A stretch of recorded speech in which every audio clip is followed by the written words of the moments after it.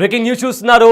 Ukraine చేసిన దాడిపైన serious అయ్యారు Putin. అయితే ఇప్పుడు ఏకంగా న్యూక్లియర్ వెపన్స్ని వాడడానికి కూడా రష్యా రెడీ అవుతున్నట్లు ప్రచారం నడుస్తుంది. అణు బాంబులను ఉక్రెయిన్పై వేయడానికి కూడా రష్యా స్ట్రాటజికల్లీ ప్లాన్ చేస్తున్నట్టు ఇప్పటికే సమాచారం. అయితే ఉక్రెయిన్ సాటర్డే ఇంకా సండే ఈ 2 రోజుల్లో రష్యా పైన భీకర దాడి చేసింది. ఆ రష్యా ఇంకా ఉక్రెయిన్ మధ్య యుద్ధం స్టార్ట్ అయ్యి ఆల్మోస్ట్ 3 years అవుతుంది. అయితే ఈ 3 సంవత్సరాల్లో ఎన్నడూ లేని విధంగా ఉక్రెయిన్ రష్యా పైన డ్రోన్లతో దాడికి దిగింది. ఈ దాడుల్లో రష్యాకి సంబంధించిన 40కి పైగా వార్ క్రాఫ్ట్లు కూడా దెబ్బతిన్నాయి. అదేవిధంగా ఏదైతే న్యూక్లియర్ పవర్ పాయింట్ ఉంటుందో అక్కడ కూడా దాడి చేయడానికి కూడా ఉక్రెయిన్ ప్లాన్ చేసినట్టు ఇప్పటికే తెలుస్తుంది. అయితే ఈ దాడుల్లో రష్యాలో 7 చనిపోయారు. ఎన్నో ప్రధాన బ్రిడ్జిలు కూడా దెబ్బతిన్నాయి. రైల్వే ట్రాక్స్ కూడా దెబ్బతిని అక్కడ ట్రైన్స్ కూడా పట్టాలు అదుపు తప్పి కొన్ని ప్రమాదాలు కూడా చోటు చేసుకున్నాయి. అయితే ఇప్పుడు ఏకంగా ఉక్రెయిన్ చేసిన ఈ దాడికి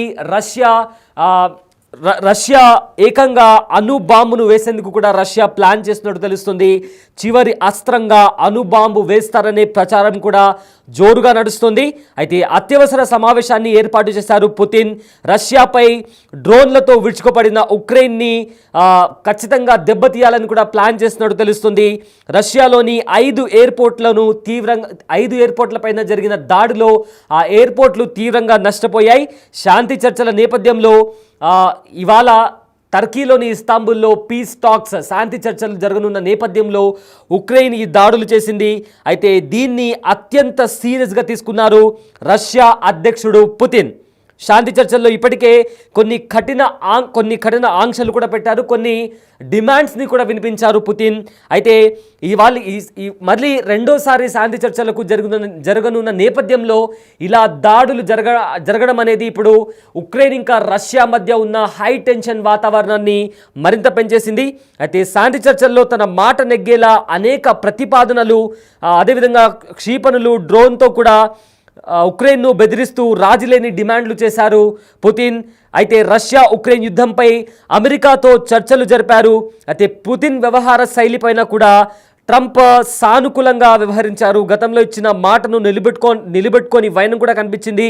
తాను అధికారంలోకి వచ్చిన 24 గంటల్లో రష్యా ఉక్రెయిన్ యుద్ధాన్ని ఆపేస్తామని కూడా ప్రచారం చేశారు. అయితే పుతిన్ షరతులను వ్యతిరేకిస్తూ వెస్ట్రన్ కంట్రీస్ రష్యా దాడులపైన ఆంక్షలు విధించాలంటూ కూడా ఐరోపా దేశాలు ముందుకొచ్చాయి, యూరోప్ దేశాలు ముందుకొచ్చాయి. అయితే ఉక్రెయిన్ను ఏదైతే ఆయుధాల కొరత, ఇప్పటికే ఉక్రెయిన్లో ఆయుధాల కొరత కనిపిస్తోంది. దీన్ని ఆయుధాల కొరత కూడా ఉక్రెయిన్ను వెంటాడుతోంది. పుతిన్ దీనిని అదునుగా భావించే అవకాశం కూడా ఉంది. అయితే ఉక్రెయిన్లోనూ కొన్ని ప్రాంతాలను ఇప్పటికే ఆక్రమించుకునేందుకు కూడా రష్యా ప్లాన్ చేస్తుంది. సో ఈ నేపథ్యంలో ఉక్రెయిన్ దాడి అతిపెద్ద దాడి, 3 సంవత్సరాలలో ఎప్పుడు చేయనంత భీకర దాడి ఉక్రెయిన్ చేసింది. ఈ నేపథ్యంలో రష్యా కూడా దీన్ని చాలా సీరియస్గా తీసుకుంది. అయితే ఈ యుద్ధంలో ఇప్పుడు పుతిన్ ఏకంగా న్యూక్లియర్ అటాక్ చేస్తారా అన్న ప్రశ్న స్టార్ట్ అయింది. ఒకవేళ న్యూక్లియర్ అటాక్ స్టార్ట్ అవుతే ఇది 3వ ప్రపంచ యుద్ధానికి దారితీస్తుందా అన్న క్వశ్చన్ కూడా రైజ్ అవుతుంది. ఇప్పటికే కొంతమంది ప్రముఖులు కూడా ఒకవేళ ఈ యుద్ధం ఆగపోతే ఖచ్చితంగా అది 3వ ప్రపంచ యుద్ధానికి దారితీస్తుందంటూ కూడా కొన్ని వ్యాఖ్యలు, కొన్ని కామెంట్స్ కూడా చేయడం జరిగింది.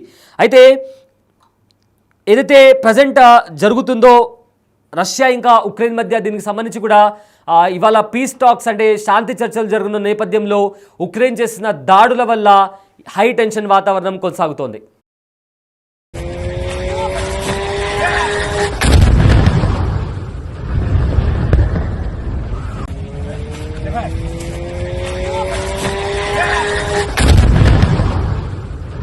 Блядь!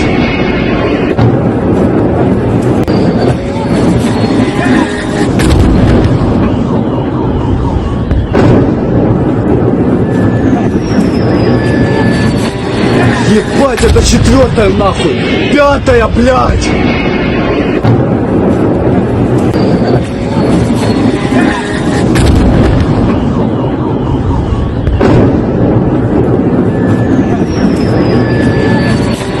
Ебать, это 4-я нахуй! 5-я, блядь!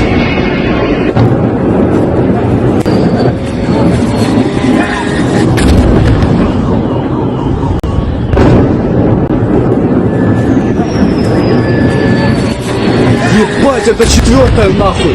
5-я, блядь!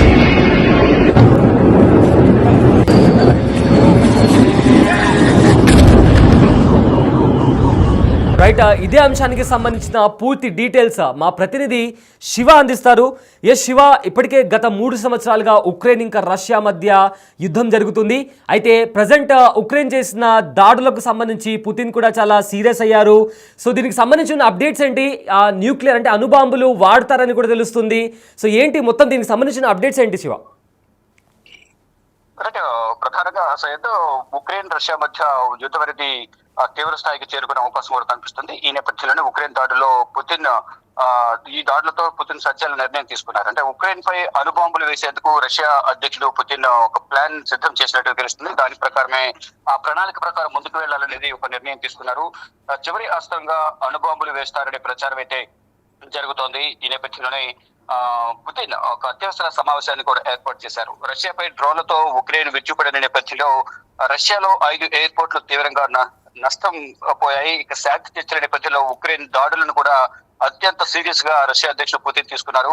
ఇక అనేక అంశాలు గతంలో ఏదైతే ట్రంప్ ఇద్దరితో కూడా శాంతి చర్చలకు ఆహ్వానించారు. వైట్ హౌస్ లో సమావేశం జరిగింది.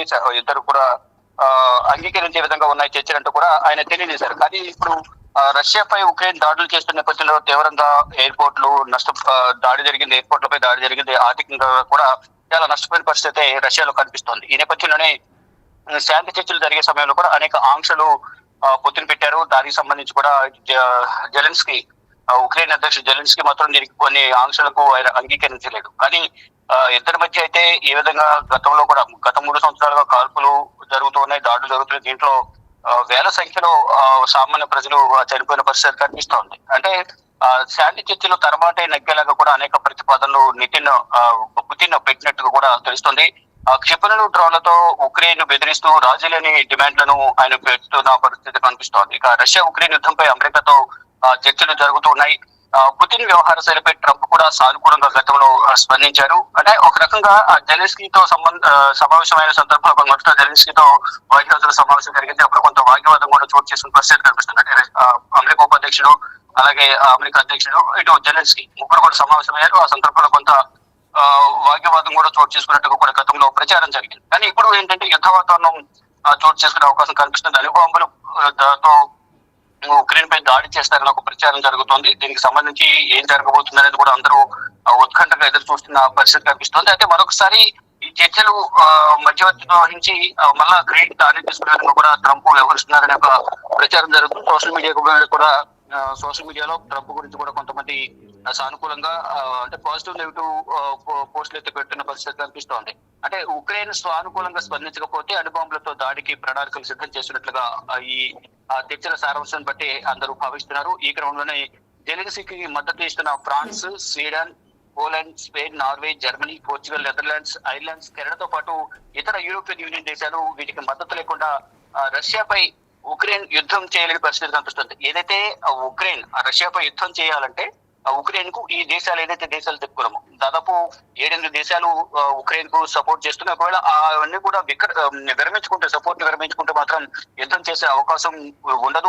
ఒక దేశమే వెళ్ళి రష్యాపై చేయగలిగే సామర్థ్యం అనేది ఉక్రెయిన్ వద్ద లేదు అనేది కూడా అందరూ భావిస్తున్నారు. దీంతో ఇప్పుడు ఏం జరుగుతుందో అన్న ఆందోళన అయితే వ్యక్తమవుతుంది. ఒకవేళ రష్యా ఉక్రెయిన్ పై అణుబాంబులతో దాడి చేయాలని చూస్తే మాత్రం దాని తీవ్రత అనేది చాలా దారుణంగా ఉంటుంది. నష్టం అనేది కూడా అంచనా వేయలేని విధంగా ఏ విధంగా ఉంటుందనేది కూడా అందరూ భావిస్తున్నారు. ఇటు ఉక్రెయిన్ ప్రజలు కూడా తీవ్ర ఆందోళన వ్యక్తం చేసిన పరిస్థితి కనిపిస్తుంది. కానీ ఇక్కడ ఒకవైపు ఒకరిపై ఒకరు దాడులు ప్రతి దాడులు చేసుకుంటున్నారు. విధంగా ఇద్దరికి ఆస్తి నష్టం కానీ ఇటు ప్రాణ నష్టం కూడా జరుగుతూనే ఉంది. ప్రజలు మాత్రం గత 3 సంవత్సరాలుగా కూడా ప్రాణభయంతో బిక్కుబిక్కుమంటూ కూడా కాలం వెళ్తున్న పరిస్థితి కనిపిస్తుంది.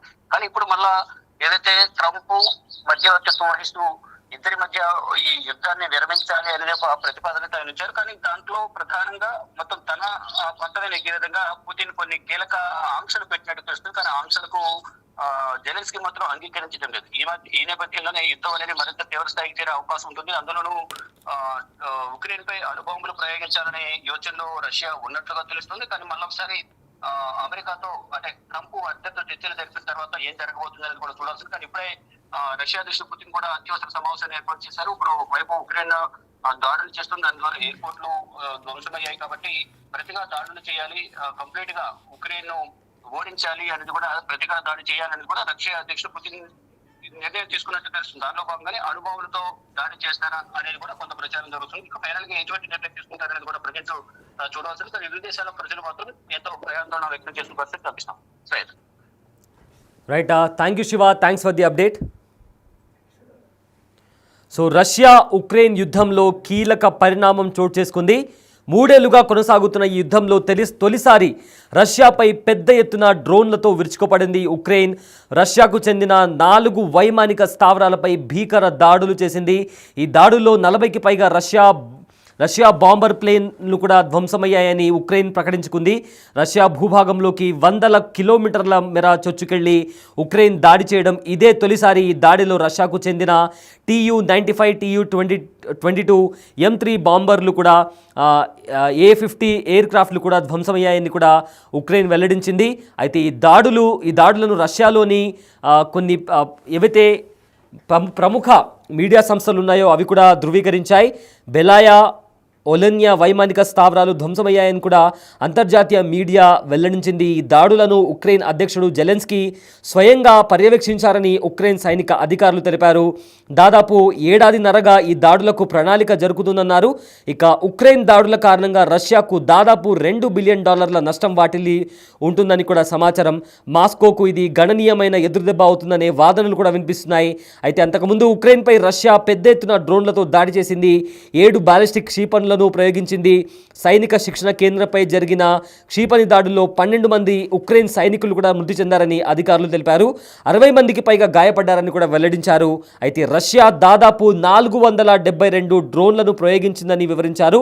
అందులో 385 డ్రోన్లను తాము అడ్డుకున్నామని తెలిపారు. ఉక్రెయిన్ దాడుల నేపథ్యంలో రష్యా కూడా అలర్ట్ అయింది. కీవ్పై ప్రతి దాడులకు దిగేందుకు కూడా ప్రణాళిక రచించినట్లు తెలుస్తోంది.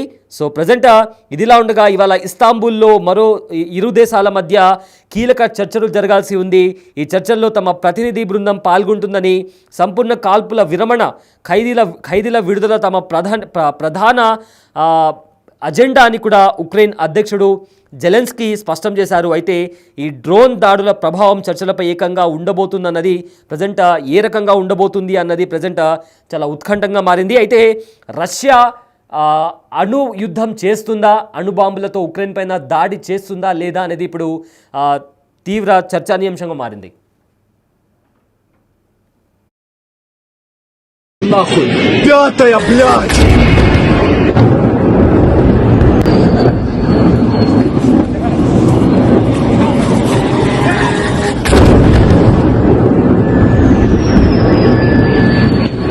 Ебать, это 4-я, нахуй! 5-я, блядь!